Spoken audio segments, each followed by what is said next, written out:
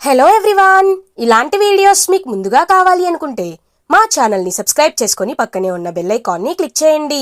Upcoming రివ్యూలోకి వెళ్ళిపోదాం. రాజ్ కావ్య వైపు చాలా ప్రేమగా చూస్తూ ఉంటారు. కావ్యతో రాజ్, కళావతి, నువ్వు ఇంత తెలివిగా ఎలా ఆలోచిస్తావు అని అడుగుతాడు. ఇది తెలివితేటలు కాదండి, మా మిడిల్ క్లాస్ వాళ్ళు ఇలాగే ఆలోచిస్తారు. ఒకేసారి నెత్తి మీదకి అంత అప్పు పెడితే మేమే కాదు ఎవరూ తీర్చలేరు. అందుకే ఇలా వాయిదాల్లో కడుతూ ఉంటే మాకు ప్రశాంతంగా ఉంటుంది, తీసుకునే వాళ్ళకి భరోసాగా ఉంటుంది. ఈ విషయాన్ని ఇక్కడ పెద్ద విషయంలో ఇంప్లిమెంట్ చేశాను అంతే, అందులో నన్ను పొగడ్డానికి ఏమీ లేదు. సరే ఇంటికి వెళ్దాం రండి అని అంటుంది కావ్య. కళావతి, నేను ఇవాళ చాలా సంతోషంగా ఉన్నాను, ఇంటికి వద్దు, ఏదైనా మంచి హోటల్కి వెళ్ళి లంచ్ చేసి ఇంటికి వెళ్దాం అని అంటాడు రాజ్. ఒక్కసారిగా షాక్ అయిపోతుంది కావ్య. ఏంటి, మీరు నన్ను రెస్టారెంట్కి తీసుకెళ్తానంటున్నారా అని అంటుంది కావ్య. ఏ, నువ్వు నా భార్యవి కదా, తీసుకువెళ్తే తప్పేముంది, అయినా నన్నెవరూ సేవ్ చేయలేరు అనుకున్నాను. ఇంత పెద్ద ప్రాబ్లం నుంచి నువ్వు నన్ను సేవ్ చేశావు, అలాంటప్పుడు నీకు నేను ట్రీట్ ఇవ్వాలి కదా, పద పద వెళ్దాం అని చెప్పి రాజ్ కావ్య హోటల్కి బయలుదేరతారు. ఇది ఇలా ఉండగా స్వప్న ఆ తాళాలని చూసుకుంటూ కావ్య తనకి బాధ్యత అప్పచెప్పింది కాబట్టి ఎంతో హ్యాపీగా ఫీల్ అవుతుంది. నిజంగా ఈ కీస్లో ఉండే మ్యాజిక్కే వేరు, వీటిని పట్టుకోగానే బరువు బాధ్యతలన్నీ వచ్చేసినట్లే అనిపిస్తున్నాయి. ఏది, ఆహా ఎంత డబ్బుందో, ఈ డబ్బంతా నా సొంతంలా అనిపిస్తుంది. కానీ కాదు, ఎంతైనా నా చెల్లి చాలా మంచిది. ఇంట్లో ఆంటీ ఉన్నా, అంకుల్ ఉన్నా, అమ్మమ్మ గారున్నా ఈ బాధ్యతని నాకే అప్పచెప్పింది. అలాంటప్పుడు నేను బాగా చూసుకోవాలి, దాని పేరుని నేను నిలబెట్టాలి అని చెప్పి హ్యాపీగా డబ్బులని చూస్తూ ఉంటుంది స్వప్న. అప్పుడే కావ్య చెప్పిన ఆ రెనోవేషన్ కన్స్ట్రక్షన్ వాళ్ళైతే వస్తారనమాట. ఇంకా వాళ్ళు మేడం, కావ్య మేడం అని పిలుస్తూ ఉంటారు. ఏయ్, ఎందుకు అలా అరుస్తున్నారు, ఈ ఇంట్లో ఒక్క కావ్యనే ఉందా, మేమెవరం లేమా అని అంటుంది ధాన్యలక్ష్మి. అలా కాదు madam, out house renovation complete అయిపోయింది, మేడం చెక్ ఇస్తానని చెప్పారు, అందుకే చెక్ కోసం వచ్చాను మేడం అని అంటాడు ఇంకా వర్కర్. ఏంటి చెక్కా, అదేమీ లేదు, తను బయటకు వెళ్ళింది, రేపు రామ్ అని అంటుంది రుద్రాని. అత్త, ఎందుకు నీకు సంబంధం లేని విషయాల్లో తల దూరుస్తావు, ఇదిగో బాబు ఈ చెక్ తీసుకో అని అంటుంది స్వప్న. ధాన్యలక్ష్మి రుద్రాని ఒక్కసారిగా జలస్గా ఫీల్ అవుతారు. ఇదేంటి, ఈ చెక్ నీ దగ్గరికి ఎలా వచ్చింది అని అడుగుతుంది రుద్రాని. మీ మొహాలు చూసే కావ్య ఈ బాధ్యత నాకు అప్పచెప్పి వెళ్ళింది, ఆల్రెడీ ఒక మనిషి వస్తాడు ఈ చెక్ ఇవ్వమని చెప్పింది అని చెప్పి ఇంకా అలా చెక్ని ఇచ్చేస్తుందనమాట స్వప్న. ఇంకా వెంటనే రాహుల్ అక్కడికి వచ్చి, మమ్మీ చూసావా, ఎంతైనా తన అక్క కదా, అందుకే తనకిచ్చింది అని అంటాడు రాహుల్. అక్క కాదు, చెల్లి కాదు, ఎవరిపై నమ్మకం ఉంటే వాళ్ళపై ఇస్తారు, మీ ఇద్దరి మొహాల్ని చూసిస్తారనుకుంటున్నారా ఏంటి అని అంటుంది స్వప్న. ధాన్యలక్ష్మి, ఇంట్లో ఇంత పెద్దవాళ్ళు ఉండగా నీకేస్తున్నారంటే ఇద్దరు కలిసి దోచుకుని తినడానికా, నువ్వు మాత్రం ఖర్చు పెట్టుకోవచ్చా అని అంటుంది ధాన్యలక్ష్మి.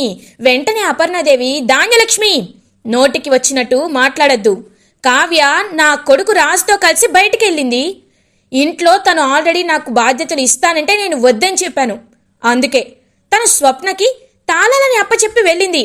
అంత మాత్రానికే వాళ్ళ పుట్టింటి గురించి, వాళ్ళ లేనితనం గురించి, వాళ్ళ పూర్వ పుట్టిత్రాల గురించి ఎందుకు ఎత్తుతున్నావు? చూడు ధాన్యలక్ష్మి, నా కోడలి గురించి మాట్లాడే అర్హత నీకు లేదు. ఇంకొకసారి తన గురించి, తన బ్యాక్గ్రౌండ్ గురించి మాట్లాడితే నేను అస్సలు ఊరుకోను అని చెప్పి అక్కడి నుండి వెళ్ళిపోతుంది అపర్ణాదేవి.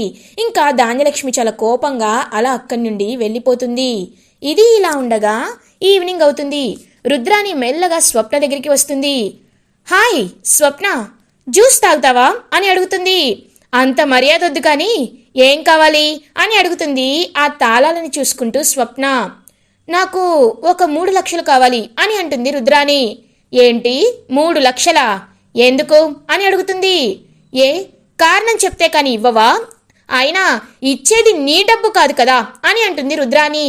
నా డబ్బు కాకపోయినా నాకంటూ ఒక అకౌంటబిలిటీ ఉంటుంది, అయినా నాకు కావ్య చెప్పే వెళ్ళింది ఖచ్చితంగా డబ్బులు కారణం తెలుసుకొనే ఇవ్వమని, ఇప్పుడు నువ్వు కారణం చెప్తే కానీ నేను ఇవ్వను అని అంటుంది స్వప్న.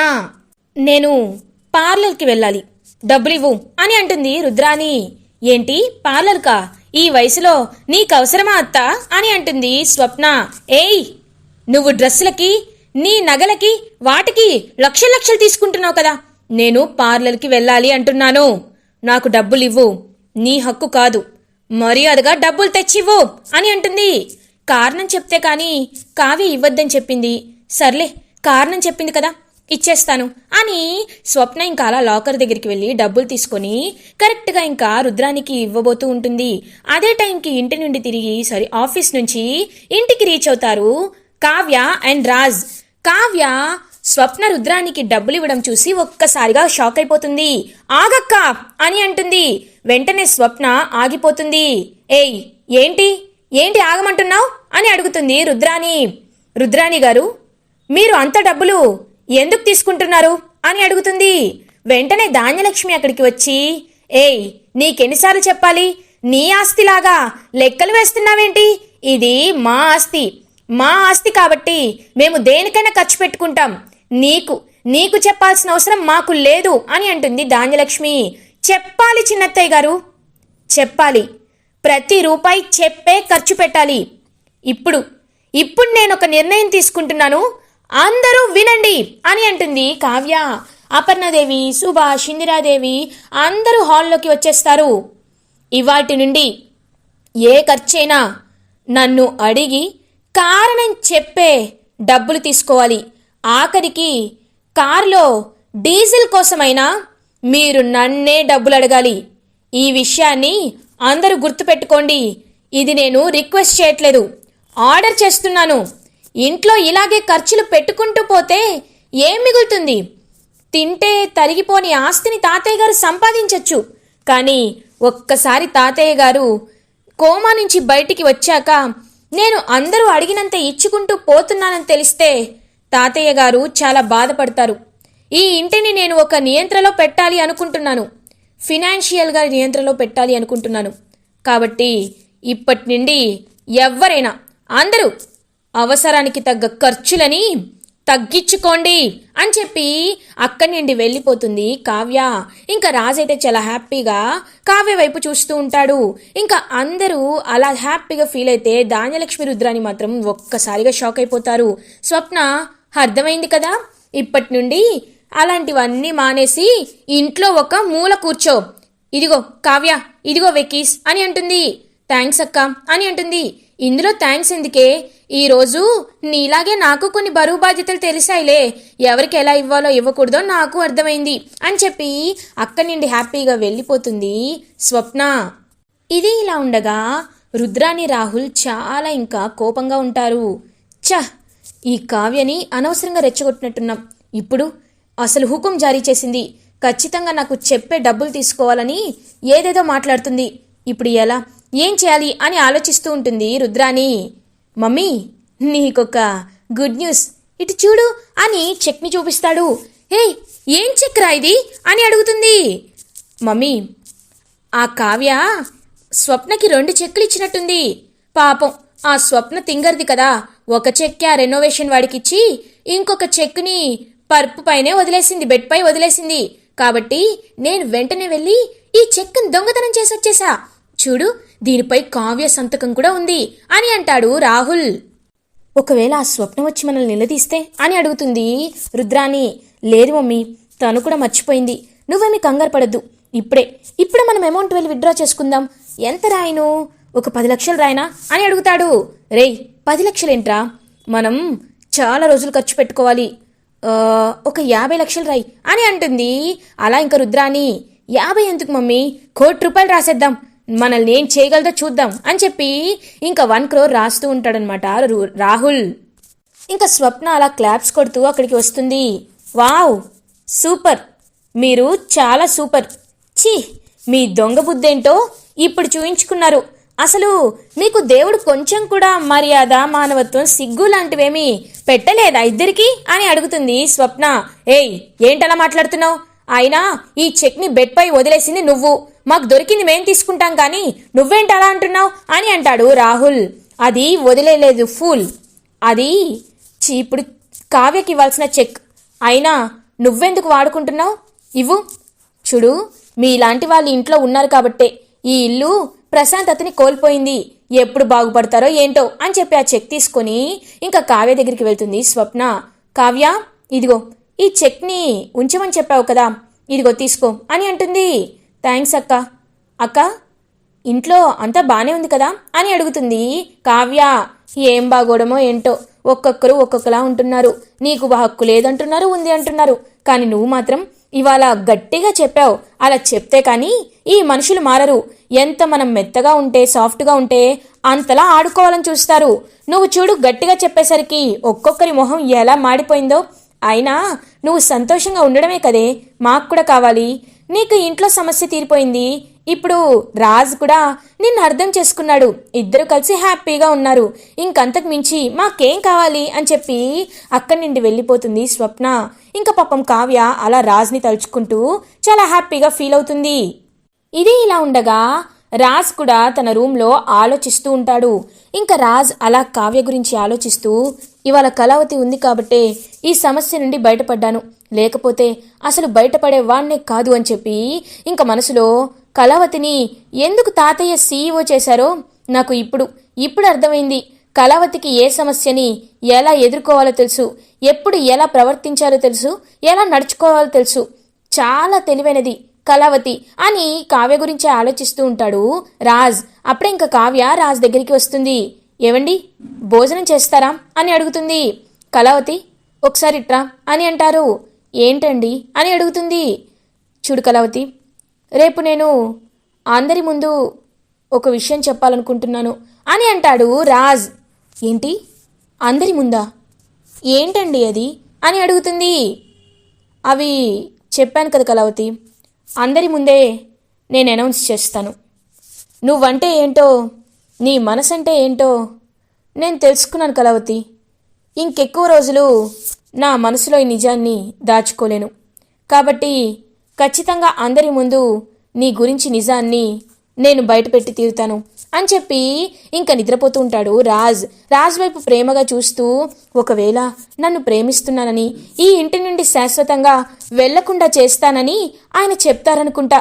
అమ్మయ్యా, నేను ఇన్నాళ్ళుగా పడుతున్న బాధంతా రేపటితో తీరిపోతుంది. శాశ్వతంగా ఈ ఇంట్లోనే ఉంటూ ఈ బాధ్యతలు చూసుకుంటూ ఆయనకి భార్యగా ఉండడమే నాకు కావాలి అని పాపం చాలా హ్యాపీగా రేపు రాజ్ తన్ని ప్రేమిస్తున్నాడు అని అందరి ముందు చెప్తాడనుకుంటూ చాలా హ్యాపీగా ఫీల్ అవుతూ మురిసిపోతూ ఉంటుంది కావ్య. ఇది ఇలా ఉండగా మార్నింగ్ అవుతుంది. కావ్య చాలా హ్యాపీగా సంతోషంగా రెడీ అయ్యి అలా ఇంకా కిందకి వస్తుంది. రాజ్ అందరితో, డాడీ, మమ్మీ, అందరితో ఒక విషయం చెప్పాలి అనుకుంటున్నాను, అందరూ గార్డెన్ ఏరియాకి రండి అని అంటాడు. ఇంకందరూ గార్డెన్ ఏరియాకి రీచ్ అవుతారు.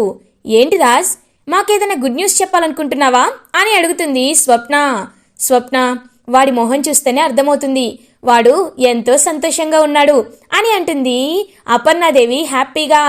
రాజ్, ఏంటో చెప్పు, మేమది విని సంతోషించాలో తరించాలో తర్వాత చెప్తాం అని అంటుంది ధాన్యలక్ష్మి. అబ్బా, ఏంట్రా రాజ్, మమ్మల్ని ఎందుకు ఇలా టెన్షన్ పెడుతున్నావు, త్వరగా చెప్పరా అని అంటుంది రుద్రాని. వెయిట్ వెయిట్ వెయిట్, నేను ఈ విషయాన్ని చెప్పే ముందు మీ అందరికీ ముందు జరిగిందేంటో చెప్పాలి అనుకుంటున్నాను. మొన్న ఆఫీస్కి బ్యాంక్ వాళ్ళు వచ్చారు. మనం 100 crores కట్టాలని, ఒక దివాలా తీసిన కంపెనీకి తాతయ్య గారు ష్యూరిటీ ఉన్నారు కాబట్టి ఇప్పటికిప్పుడు 100 కోట్లు పే చేయాలని నా తలపై కూర్చున్నారు. ఒక్క నిమిషంగా నా మైండ్ బ్లాక్ అయిపోయింది. ఏం చేయాలో, ఎలా మాట్లాడాలో, అసలు ఏం ఆలోచించాలో నాకేమీ అర్థం కాలేదు. నాలో నేను ఎంతో సతమతమైపోయాను. ఏం చేయాలో తెలియక కళావతి సహాయం కావాలని కళావతిని అడిగాను. నేను తనకెంతో అన్యాయం చేశాను. కళావతిని ఎన్నోసార్లు మోసగించాను. ఎన్నోసార్లు తన్ని దూరం పెట్టాను. తన మాటకి విలువ లేకుండా చేశాను. తన్ని మోసం చేశాను. తనపై అజమాయిషీ చేశాను. తన్ని బాధ పెట్టాను. తన్ని తిట్టాను. కానీ అవేమీ కళావతి మనసులో పెట్టుకోలేదు. తాతయ్య గారు తనకిచ్చిన బాధ్యతని నిలబెట్టుకుంటూ, ఏవండి, ఈ విషయాన్ని మీరు నాకు ముందే ఎందుకు చెప్పలేదు, నేను వాళ్ళతో మాట్లాడతాను అని బ్యాంక్ వాళ్ళతో మాట్లాడి సమస్యని సాల్వ్ చేసింది. వాళ్ళు ఒప్పుకునేలా మాట్లాడింది. వాళ్ళ ముందు మా దుగ్గిరాల ఇంటి పరువు ప్రతిష్టలని కళావతి కాపాడింది. ఇంత మంచి కళావతికి నేను ఏమివ్వగలను, ఎలా తనకి న్యాయం చేయగలను అని చాలా ఆలోచించాను.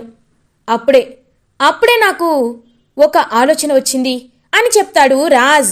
ఇంకా చాలా హ్యాపీగా ఫీల్ అవుతుందనమాట. కావ్య తన్ని భార్యగా ఒప్పుకుంటారేమో, తను ప్రేమిస్తున్నానని చెప్తారేమోనని చాలా హ్యాపీగా ఫీల్ అవుతుంది కావ్య. ఇంకా అపర్ణాదేవి, ఇందిరాదేవి కూడా వీడు ఏదో అనుకున్నాం, త్వరగానే రియలైజ్ అయ్యాడు, అమ్మయ్యా కావ్య మంచితనాన్ని ఇప్పటికైనా అర్థం చేసుకున్నాడు అని ఇందిరాదేవి కూడా హ్యాపీగా ఫీల్ అవుతారు. నేను తీసుకున్న నిర్ణయం ఏమిటి అంటే, ఆ రోజు తాతయ్య నాకు కళావతికి మధ్య పోటీ పెట్టారు. సీఈఓగా వాళ్ళని చేయాలి అంటే పోటీలో గెలవాలి, డిజైన్స్ బాగా వెయ్యాలి అని చెప్పారు. కానీ నేను, మీ అందరికీ తెలుసు కదా, మోసం చేసి కళావతిపై గెలిచాను. కళావతి డిజైన్స్ని దొంగతనం చేసి నా డిజైన్స్ అని చెప్పుకొని నేను తాతయ్య చెప్పిన సీఈఓ పదవిని లాక్కున్నాను, దౌర్జన్యంగా లాక్కున్నాను. కాబట్టి కళావతికి నేను ఇవ్వబోతున్న బహుమానం, నేను వెళుతున్న పశ్చాత్తాపం, కళావతికి ఏం చేస్తే తను సంతోషంగా ఉంటుందంటే నేను తీసుకునే నిర్ణయం ఒకే ఒకటి. ఇప్పుడు చెప్తున్నాను, నేను స్వరాజ్ గ్రూప్ ఆఫ్ ఇండస్ట్రీస్ నుండి సీఈఓగా పక్కకి తప్పుకుంటున్నాను. కళావతిని స్వరాజ్ గ్రూప్ ఆఫ్ ఇండస్ట్రీస్ సీఈఓగా, తనకే అర్హత ఉంది కాబట్టి తననే సీఈఓగా అపాయింట్ చేయాలని, తాతయ్య మాటని గౌరవించాలని మనస్ఫూర్తిగా ఈ నిర్ణయాన్ని తీసుకున్నాను అని చెప్తాడు రాజ్. ఒక్కసారిగా కావ్య షాక్ అయిపోతుంది. ఇంకా ఇందిరాదేవి, అపర్ణాదేవి వీళ్ళు కూడా షాక్లో ఉండిపోతారు. ఏమండి, మీరు అంటుంది నిజమా అని అంటుంది. అవును కళావతి, నువ్వేంటో నీ మనసేంటో నాకు అర్థమైంది. ఆ సీఈఓ పదవికి నువ్వే అర్హురాలివని కూడా నాకు అర్థమైంది. కాబట్టి న్యాయంగా నువ్వే గెలిచావు కాబట్టి నువ్వే స్వరాజ్ గ్రూప్ ఆఫ్ ఇండస్ట్రీస్కి సీఈఓగా ఉండాలి అని అంటాడు రాజ్. రే రాజ్, ఏంటి నువ్వు మాట్లాడుతున్నది? నువ్వు ఇంతలా చెప్తుంటే మేము నువ్వు కావ్యని భార్యగా ఒప్పుకుంటావేమోనని, శాశ్వతంగా ఈ ఇంట్లో ఉండిపోమని చెప్తావేమోనని అనుకున్నాం అని అంటాడు అపర్ణాదేవి. మమ్మీ, ఈ విషయం చెప్పాలో లేదో నాకు తెలీదు, కానీ ఒకటి మాత్రం నిజం, కళావతిని నేనెప్పుడూ నా భార్యగా అనుకోలేదు. తను చాలా మంచిది, చాలా తెలివైనది, తను ఏ నిర్ణయాన్నైనా పర్ఫెక్ట్గా తీసుకుంటుంది, అవన్నీ తెలుసు. కానీ తనని నా భార్యగా మాత్రం నేను ఒప్పుకోలేను అని అంటాడు రాజ్. ఒక్కసారిగా పాపం కుప్పకూలిపోతుంది కావ్య. ఎంతో పాపం ఎక్స్పెక్ట్ చేసింది కావ్య, తన్ని ప్రేమిస్తున్నానని, తన్ని భార్యగా అంగీకరిస్తున్నాడని, తన్ని ఇంట్లో ఉండనిచ్చేలా చేస్తాడని. కానీ రివర్స్లో రాజ్ బాగా తెలివిగా ఆలోచిస్తుంది కాబట్టి నాకంటే she is deserving for CEO post అని అనుకుంటూ సీఈఓ పదవిని తనకి ఇస్తానని అందరి ముందు చెప్పేసరికి పాపం కావ్య షాక్ అయిపోతుంది. ఈ 1 ఇయర్లో మీరు నన్ను అర్థం చేసుకుంది ఇదేనా? మీకు నా తెలివితేటలు కనబడుతున్నాయి, సమయస్ఫూర్తి కనబడుతుంది, నా ఆలోచన విధానం కనబడుతుంది, కానీ నా ప్రేమ మీకెప్పుడు కనిపించలేదా అండి అని అడుగుతుంది కావ్య. పాపం రాజ్ ఏమి చెప్పకుండా ఇలా పక్కకు తిప్పుకొని ఫేస్ అయితే సైలెంట్గా ఉంటాడు. ఇంకా కావ్య రాజ్ వైపు చూస్తూ, అర్థమైంది అంటే మీరు నిన్న నన్ను హక్ చేసుకుంది, నాతో ప్రేమగా మాట్లాడింది కేవలం ఈ సమస్య నుండి నన్ను బయట పడే కళావతి అని అడగడానికే, అంతేకాని నాపై ప్రేమతో కాదు. బ్యాంక్ ఆఫీసర్ల ముందు నేను మీ భార్యని అని చెప్పారు, ఎందుకంటే వాళ్ళు నా మాటకి గౌరవం ఇవ్వాలని, అంతేకాని మీరు నాతో ప్రేమగా ఉండడానికి కాదు, నన్ను భార్యగా అంగీకరించడానికి కూడా కాదు. అంటే మీరు ఇన్నాళ్ళు నాతో ఉన్నది, నడుచుకున్నది కేవలం అవసరం కోసమే అన్నమాట, నాపై ప్రేమతో కాదన్నమాట. నిజమే, పిచ్చిదానండి నేను, పిచ్చిదాన్ని నేను. అందుకే మీ మాటలు విని మీరు నన్ను ప్రేమిస్తున్నారని మురిసిపోయాను. కానీ ఇప్పుడు అర్థం చేసుకున్నాను, ఎప్పటికీ మీరు నన్ను ప్రేమించరని ఇప్పుడు అర్థం చేసుకున్నాను. థ్యాంక్స్ అండి, థ్యాంక్ యూ సో మచ్. నాకు ఇంత పెద్ద బహుమానాన్ని ఇచ్చినందుకు మీకు జీవితాంతం రుణపడి ఉంటాను అని చెప్పి కళ్ళు తిరిగి పడిపోతుంది కావ్య. కళావతి అని దగ్గరికి వెళ్తూ ఉంటాడు రాజ్. ఆగిపో, నువ్వు కావ్యని ముట్టుకునే అర్హతే కోల్పోయావు, ఛీ పోరా అని అంటుంది ఇందిరాదేవి. అపర్ణ పద త్వరగా హాస్పిటల్కి తీసుకువెళ్దాం, అమ్మ కావ్య కావ్య అని చెప్పి ఇంకా పాపం బెడ్ పైకి తీసుకువెళ్తారు. అలా ఇంకా డాక్టర్ని కూడా పిలిపిస్తారు. కానీ కావ్య మాత్రం పాపం కళ్ళు తిరిగి పడిపోయి ఉంటుంది. ఇంకా కావ్యం చూస్తూ రాజ్ అయితే టెన్షన్ పడుతూ ఉంటారు. డాక్టర్ వచ్చిన వెంటనే ఇంకా చెక్ చేస్తారు కావ్యని. డాక్టర్ ఏమైంది, మా కావ్యకి ఏమైంది అని అడుగుతారు. పాపం ఇందిరాదేవి కంగ్రాచులేషన్స్ షీఈస్ ప్రెగ్నెంట్ అని చెప్తారు డాక్టర్. ఒక్కసారిగా కావ్య ప్రెగ్నెంట్ అని తెలుసుకొని షాక్ అయిపోతాడు రాజ్. ఇంకా అపర్ణాదేవి ఇందిరాదేవి వీలైతే ఎంతో ఎంతో హ్యాపీగా ఫీల్ అవుతారు. ఇంకా కావ్య అలా కళ్ళు తెరిచి కూర్చుంటుంది. కావ్య దగ్గరికి వచ్చి అపర్ణాదేవి, కావ్య నువ్వు నువ్వు ఎంత సంతోషిస్తావో తెలుసా, నువ్వు తల్లివి కాబోతున్నావు, నేను నాన్నమ్మనవ్వబోతున్నాను అని ఎంతో హ్యాపీగా చెప్తారు అపర్ణాదేవి. కానీ అత్తయ్య ఏం లాభం అత్తయ్య, ఏం లాభం, నేనిప్పుడు ఈ ఇంటి వారసుడిని జన్మనిస్తున్నాను, కానీ ఈ ఇంటి పెద్ద వారసుడి మనసులో నేను లేను కదా. అలాంటప్పుడు నేను ఏం చేయగలను? చూడండి, ఇది నేను ఎక్స్పెక్ట్ చేయండి, కానీ ఒకటి మాత్రం నిజం, నేను ఇక్కడే ఉంటాను. ఈ బిడ్డకి జన్మనిచ్చినంత వరకు ఇక్కడే ఉండి తర్వాత వెళ్ళిపోతాను. ఎందుకంటే నేనేమీ గోడకి పెట్టిన గడియారాన్ని కాదు, అలమరాలో ఉండే బొమ్మని కాదు. ఏది చెప్తే అది వినడానికి, వాడుకొని మళ్ళీ అక్కడ పెట్టేయడానికి. నేను మనిషిని, ప్రేమ లేని చోట నేను ఉండలేను, కాబట్టి నేను వెళ్ళిపోవాలనుకుంటున్నాను అని చెప్తుంది. పాపం కావ్య మాటలకి రాజ్ అయితే ఒక్కసారిగా షాక్ అయిపోతాడు. అలా ఇంకా కావ్య అయితే పాపం తను ప్రెగ్నెంట్ అని తెలిసినా సరే ఇంకా ఏమీ అనలేక రాజ్ మనసులో తను లేదని చెప్పి బాధపడుతూ ఉంటుంది. ఇటువైపు కావ్య ప్రెగ్నెంట్ అని తెలుసుకొని రాజ్ అయితే చాలా చాలా హ్యాపీగా ఫీల్ అవుతాడు. ఇలా ఎపిసోడ్ ఎండ్ అవుతుంది.